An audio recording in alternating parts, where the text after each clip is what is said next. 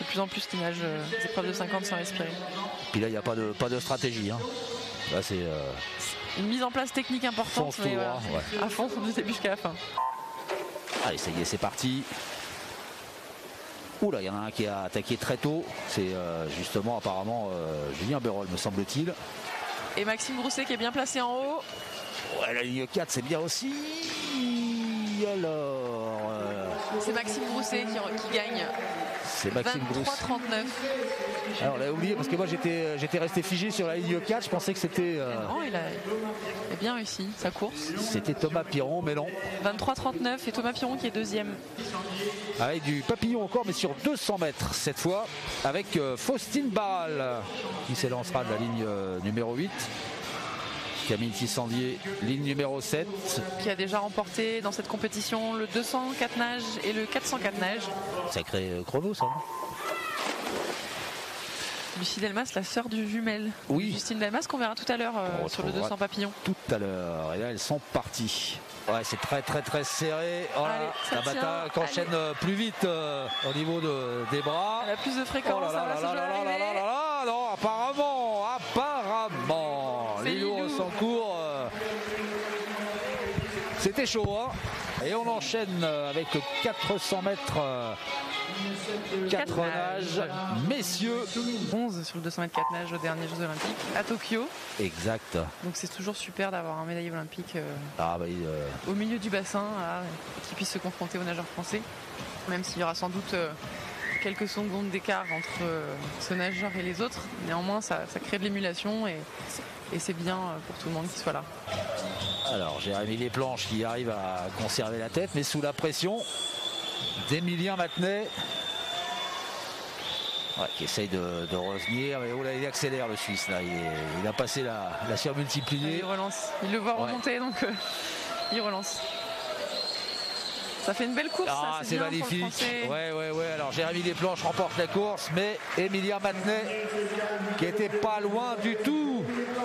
Et enchaîné avec une nouvelle finale, le 100 mètres d'eau dames.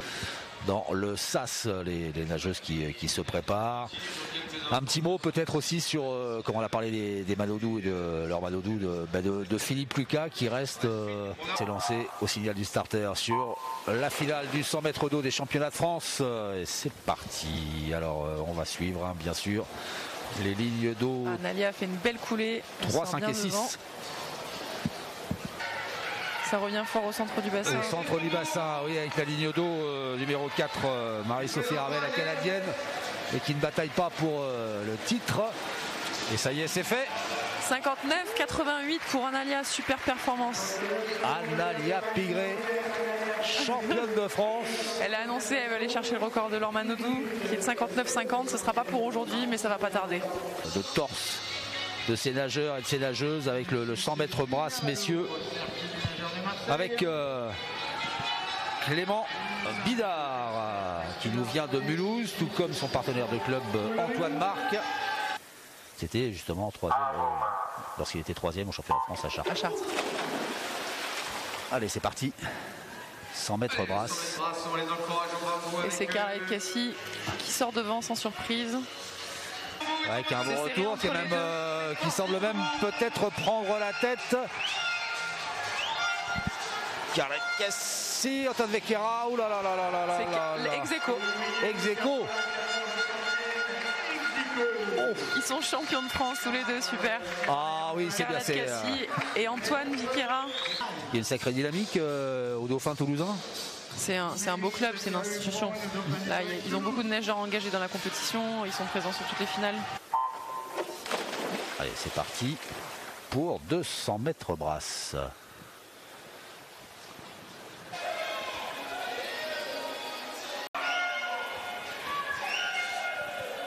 Ouais, elle maintient la distance sur elle Fantine. Relance encore. Ouais. Elle finit bien là, Justine.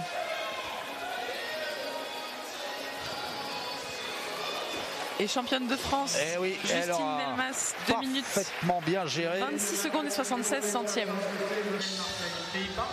Ils sont pas là pour jouer, les garçons qui font leur arrivée dans le bassin avec le 200 mètres nage libre. Et c'est parti pour cette finale du 200 mètres nage libre, messieurs. Et là, ça fonce. On voit Maxime, là, les images marines, c'est Maxime. Il semble avoir fait la différence. Il est revenu très fort aussi sur les côtés d'Indo numéro 3 avec Roman Fuchs. Et puis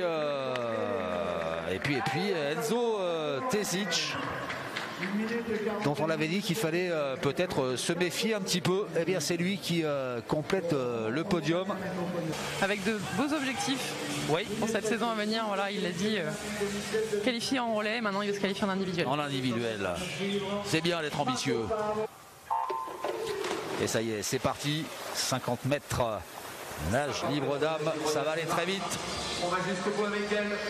Et ça va très vite. Ouais, ça va vite, la Marie qui est déjà devant. Oui. Charlotte qui est pas loin. Qui est pas loin, mais Marie Vatel continue à conserver l'avantage. Et à Beryl, attention à Beryl aussi en haut de l'écran. Exactement. On était, enfin moi personnellement j'étais un peu scotché sur Charlotte Bonnet, elle était de revenir ou pas, et c'est sur les extérieurs que ça s'est joué.